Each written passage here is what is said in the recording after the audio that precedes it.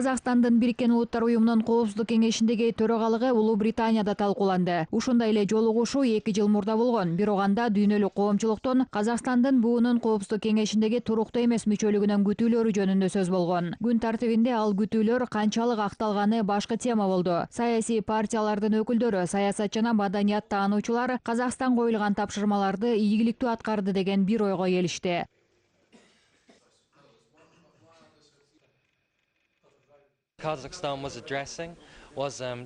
Казакстан террорчулукка каршы аракет көрүү маселесине өзгөчө көңүл бурду. Дүйнөлүк коомчулукту Ооганстандын көйгөйлөрүн кайрадан кароого чакырды. Бул акыркы 8 жылда биринчи жолу айтылды. Ошондой эле Казакстан дүйнөдөгү эң ири өзөктүк куралдан ыктыярдуу баш тарткан өлкө катары өзөктүк дүрмөттү таратпоо маселесин дагы актуалдаштырды. Жолугушууну Улуу Британиянын эң алдыңкы жогорку окуу жайларынын бири UCL жана Ачык Борбордук Азия журналы уюштурган. Алар үчүн Казакстан регионалдык лидер катары өзгөчө кызыгуу жараткан. Биз Казакстандын бир гана буунун Коопсуздук кеңешиндеги эле эмес, башка эл аралык уюмдардагы эл аралык жигердүүлүгүнө кубануу менен көз салабыз. Ошондой эле талдап, алдыга сүрөбүз жана жардам беребиз. Келечекте ушул сыяктуу иш-чараларды Улуу Британиянын алдыңкы жогорку окуу жайларынын окутуучулары жана студенттердин катышуусунда өткөрүү пландалууда. Белгилей кетсек, учурда академиялык жана студенттик коомчулуктун Борбордук Азияга кызыгуусу күн санап өсүүдө.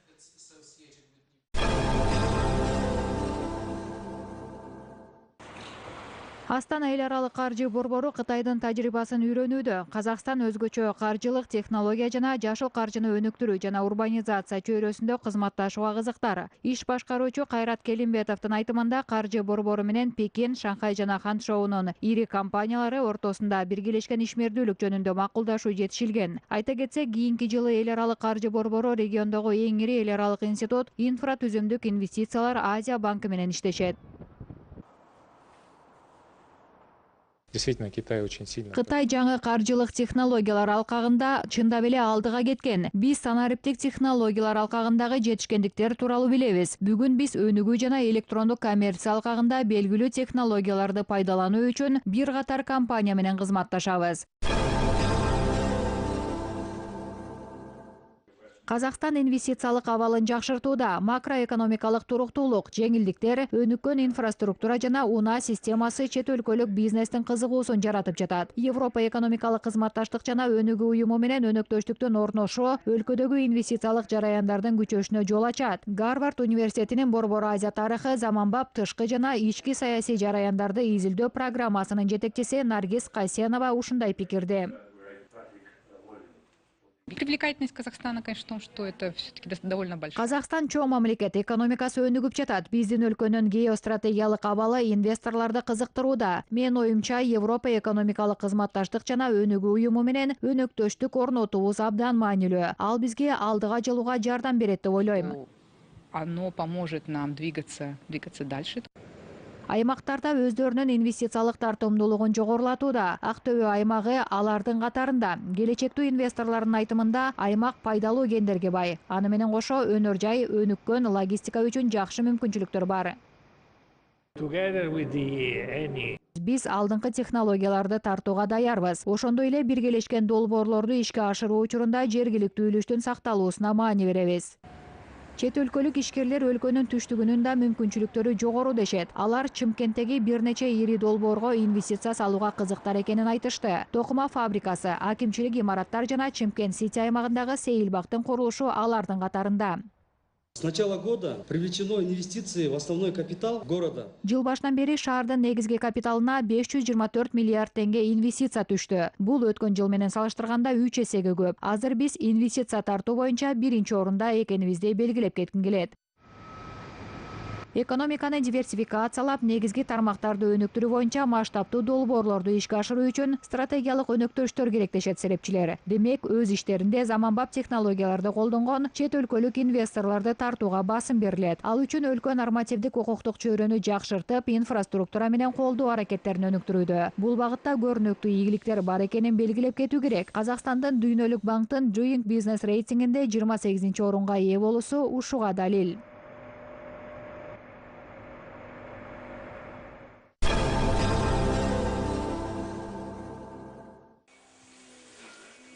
Казакстандын инвестициялык климаты чет элдик бизнесмендерди тартууда. Бул жолу алар Чыгыш Казакстан токойуна көңүл бурушту. Аймакта жакында жыгачты кайра иштетүү ишканасы курулганы турат. Жаңы өндүрүш үчүн шикизат ашыгы менен жетерине адистер ишендирүүдө. Аймактын токой фонду 3,5 миллион гектар аянтты ээлейт. Кайра иштетүү мүмкүнчүлүгү 20 эсе чоң болсо дагы өндүрүш муктаждыгы үчүн учурда 40 000 кубтан ашпаган жыгач материал колдонулууда. Белгилей кетсек, өлкө чыгышында өнөр жайлык кыюудан тышкары токой ресурстарын толуктоо да жүргүзүлөт. Облус аймагында жыл сайын ийне жана жазы жалбырактуу дарактардан 3,5 миңге чейинки көчөтү тигилет.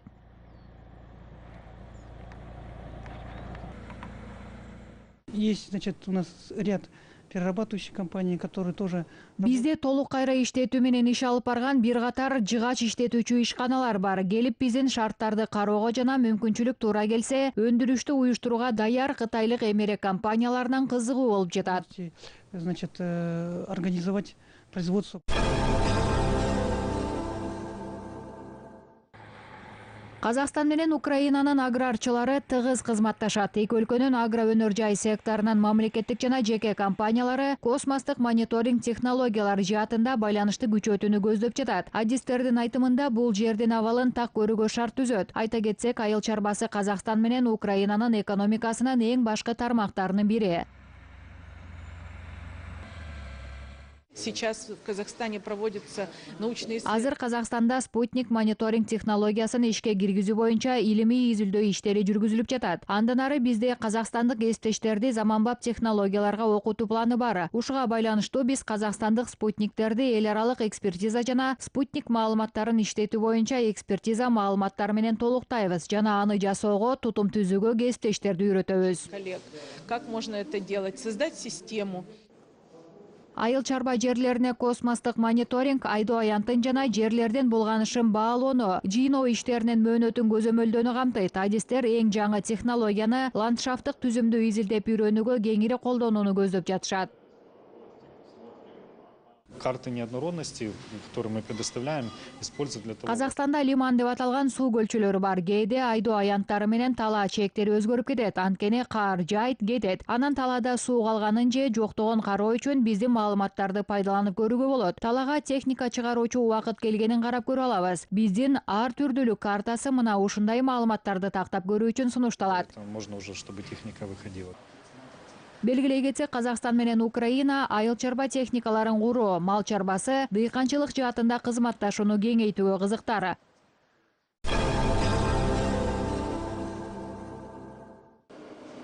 Казакстанда витамин кошулган унду чыгаруу боюнча атамекендик өндүрүш пайда болот. Учурда илимий изилдөө институтунун окумуштуулары пайдалуу заттар жана минералдар менен байытылган жогорку сапаттуу өнүмдү түзүүнүн үстүндө иштеп жатат. Белгилей кетсек, чет өлкөлөрдө казакстандык крахмал жана кургак сүт абдан жакшы бааланат. Ошондуктан адистер данды толук иштетүү өндүрүшүн келечектүү багыттардын бири катары эсептешет. Қазіргі нарықты бағалай және салыстыра келе арнайлы. Биз атамекендик рынокко изилдөө жүргүздүк жана бизде мындай ун жоктугун билдик. Андыктан кант диабети жана инсулин жетишсиздиги менен жабыркаган адамдар үчүн атайын ун чыгаруу чечими кабыл алынды. Арнайландырылган унду дайындауга жумуш жасап жатырмыз. Витаминдешкен унду жасмык, нокот, буурчак жана төө бурчактан алууга болот. Илимий кызматкер Маржан Кезатованын айтымында алардын курамында белок абдан көп. Ал организмдин бардык функцияларын камсыздоого жана булчуң массасын күчтөндүрүүгө керек. Здесь идет повышенное количество микронутриентов.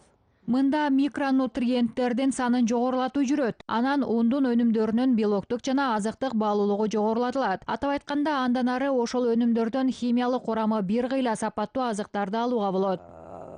Качественные по химическому составу. Илимий иштер 1 жыл мурда башталган, бирок изилдөөлөр толук бүтө элек. Адистердин божомолу боюнча изилдөө иштери дагы 2 жылдай уланат. Эгерде өнүм бардык талаптарга жооп берсе, адистер аны чыгара баштайт.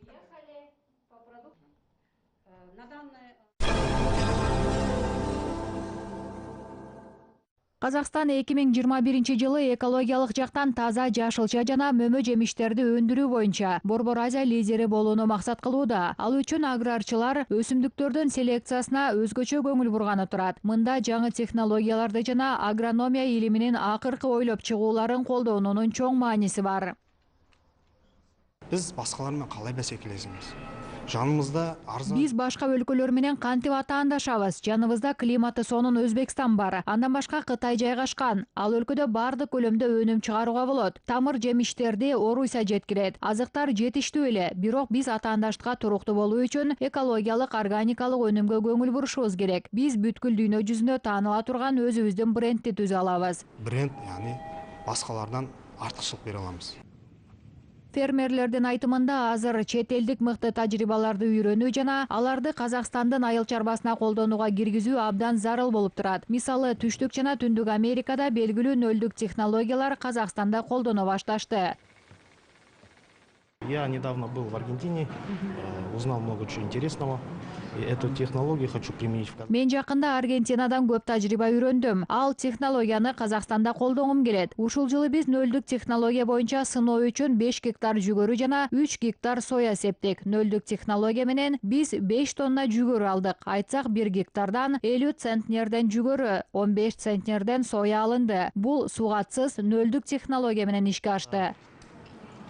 И сои 15 центнеров с гектара. Это без полива, по нулевой технологии.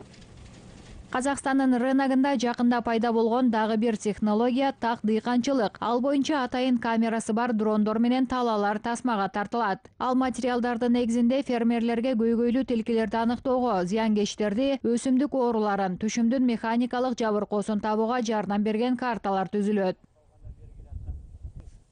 У нас есть масса примеров. Фермерлер бизге өзүнүн айдоо таласында баары жакшы, бардыгы ойдогудай деп айткан толтура мисалдар бар. Бирок биз качан дронду асманга учуруп, өтө жогорку бийиктиктен тартылган тасманы фермерлерге көрсөткөндө, өзүнүн айдоо жерине карата алардын көз карашы дароо өзгөрөт. Биз фермерлерге жер семирткич берүүнү үнөмдүү жүргүзүүгө жардам беребиз. Аны менен түшүмдүн сапатын жана көлөмүн жогорулатууга көмөктөшөбүз.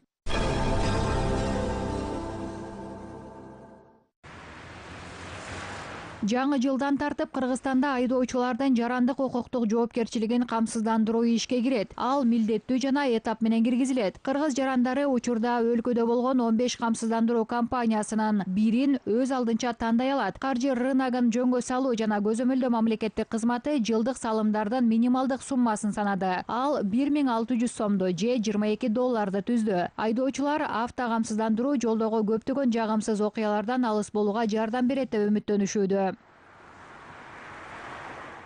Это и страховка водителя. Бул айдоочунун болгондо да жол кырсыгына катышпаган, катышса дагы башкалардан күнөөсү менен кабылган ак ниет айдоочунун камсыздандыруусу. Андан кийин акча жоктугуна байланыштуу ар кандай көйгөйлөр, мисалы келтирилген зыян үчүн айыппул төлөөдө түшүнбөстүктөр болбойт. Например, у водителя, чтобы оплатить штрафы за нанесенный ущерб. Эске салсак, Кыргызстанда 2 жыл мурда милдеттүү автокамсыздандырууну киргизүүгө аракет көрүлгөн. Бирок республика өкмөтү мыйзамдын чийки жактарын кайра карап чыгууну чечкен. Бүгүнкү күнү өлкөдө дээрлик 1 миллиондой автоунаа бар. Экономисттердин эсеби боюнча автоунаа ээлеринин милдеттүү жарандык укуктук камсыздандыруусунан өкмөт жыл сайын 2 миллиард сомго чейин акча чогултат. Бул сумма 28,5 миллион АКШ долларына барабар.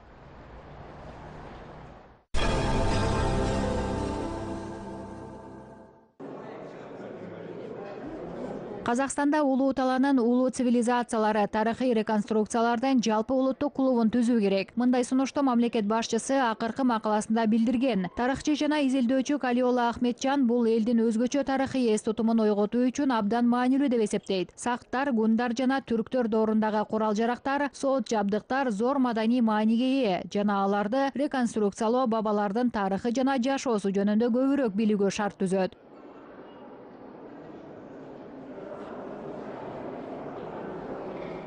Графикалык реконструкция болса, әрине ол кішкене оңайлау. Ол негізі көп жылдық зерттеу. Графикалык реконструкция анча татаал эмес. Алар көп жылдык изилдөөлөргө негизилген. Бирок материалдык реконструкция бул башка иш. Азыркы буюмдарга окшош эски буюмду даярдоо чоң чеберчиликти талап кылат. Бул өзүнчө көркөм өнөр. Материалдын касиетин түшүнүү жана жаңы технологияларды колдонуу менен эски буюмдарды кайра түзүү керек. Бул татаал иш, бирок ошол эле учурда абдан кызыктуу, өзүнө тарткан иш.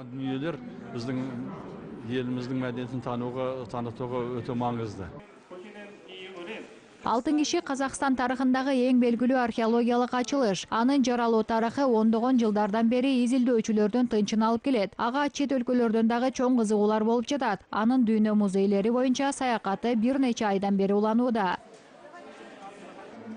한국에서 출토된 Кореяда адамдар алтын кишиге абдан кызыгышты. Анткени бизде да ага окшош тарыхый экспонаттар бар. Бизде 1921 жылы алтын кийимчен императордун жайы табылган. Анан корейлерге алтын кишини ошол табылган менен салыштыруу кызыктуу болду.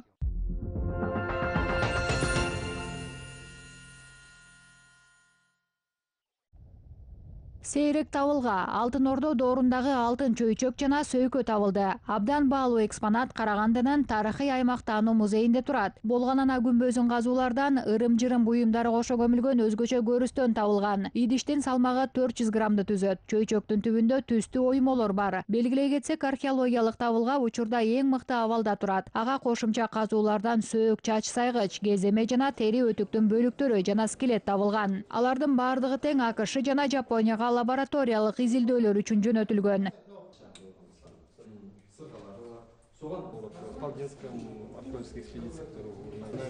Табылган тостаганын кундулугу болгон анамыздын Табылган алтын чөйчөк маркум аялдын жогорку даражасын күбөлөндүрүп турат. Бир кыйла тагыраак маалыматты биз илимий изилдөө иштеринен кийин билебиз. Бир эле учурда антропологиялык изилдөө да жүргүзүлөт. Ал аялдын жаш курагын аныктоого жардам берет деген үмүттөбүз. Балким анын элесин кайра түзүүгө мүмкүн болот. Кенден кийин дагы да калкка жеткизебиз деп ойлойм. Түркияда Кастамону түрк дүйнөсүнүн маданий борбору иш-чарасынын салтанаттуу жабылышына арналган гала концерт болуп өттү. Анын ишине Түрксойго мүчө мамлекеттерден 250 чакты артист катышты. Казакстандын таланттары түрк сахнасында казактын улуттук ырларын жана улуттук бийлерди аткарышты. Майрамдык концерттин жыйынтыктоочу бөлүгүндө Улуу Абайдын Желсиз түндө жарыгай чыгармасын ырчы кыз Айри ырдап чыкты. Ал көрүүчүлөрдүн зор кызыгуусун жаратты. Состоялся прекрасный концерт, посвященный 25-летию. Түрксойдун 25 жылдыгына арналган эң сонун концерт болду. Менин Казакстандын атынан эл аралык сахнада чыгуума мүмкүнчүлүк берген биздин өлкөнүн маданият жана спорт министрлигине абдан ыраазымын. Бул мен үчүн чоң сыймык. Кастамонда Мындай окуяга күбө болуунун өзү зор бакыт. Бир тууган элдердин маданияты бири-бирине таасир этет. Алар өз ара тыгыз байланышта. Мага казакстандыктардын чыгуусу өзгөчө жакты.